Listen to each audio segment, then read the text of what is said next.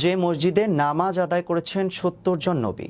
পৃথিবীতে যুগে যুগে অসংখ্য নবী ও রাসূল এসেছেন, কিন্তু একসাথে ৭০ নবীর নামাজ আদায়ের বিষয়টি বিরল এক ঘটনা। ইতিহাসে কোথায় ঘটেছে এমন ঘটনা? বিস্তারিত থাকছে ডেস্ক রিপোর্টে। পৃথিবীতে যুগে যুগে অসংখ্য নবী রাসূল এসেছেন। সৌদি আরবে দক্ষিণ মিনার আল দিবায় পর্বে পাদদেশে এমন একটি মসজিদ রয়েছে যেখানে মহানবী সাল্লাল্লাহু আলাইহি সাল্লাম, মুসা আলাইহিস সালাম সহ ৭০ জন নবী নামাজ আদায় করেছেন। এজন্য একে নবীদের মসজিদ বলা হয়। মূলত এর নাম মসজিদ খাইফ, যা ইসলামের ইতিহাসে অত্যন্ত গুরুত্বপূর্ণ একটি মসজিদ।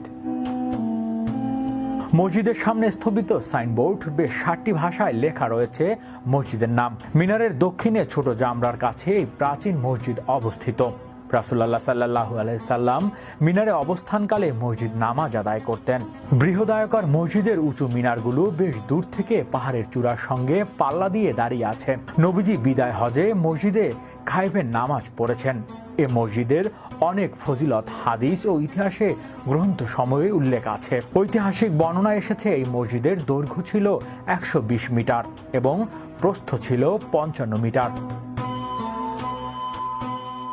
সে হিসাবে এটি ছিল এই সময় আরব অঞ্চলের সবচেয়ে বড় মসজিদ।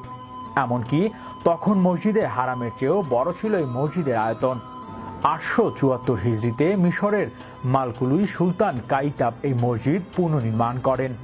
মসজিদের ওই স্থাপনাটি কয়েক দশক আগ পর্যন্ত বিদ্যমান ছিল। এখন থেকে ৩ দশক আগে ১৪০৭ হিজরিতে এই মসজিদ পরিবর্ধন ও পুনর্নির্মাণ এক বিশাল পরিকল্পনা হাতে নেওয়া হয়। পরিকল্পনার অংশ হিসাবে মসজিদের আয়তন আগের চেয়ে ৪ গুণ প্রায় ২৫,০০০ বর্গমিটার করা হয়। খায়েফ মসজিদে এখন ৩০,০০০ মুসল্লি একসঙ্গে নামাজ আদায় করতে পারেন।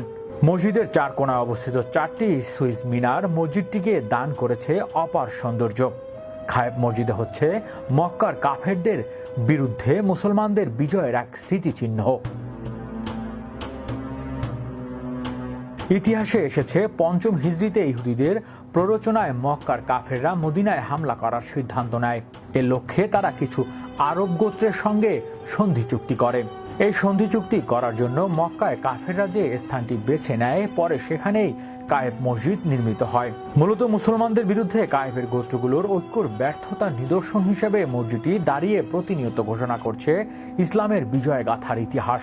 হযরত রাসূলুল্লাহ সাল্লাল্লাহু আলাইহি সাল্লাম খায়েফ মসজিদে যে জায়গায় দাঁড়িয়ে নামাজ আদায় করেছিলেন, ওসমানী শাসনামলে সেখানে একটি বড় গম্বুজ ও মেহরাব তৈরি করা হয়।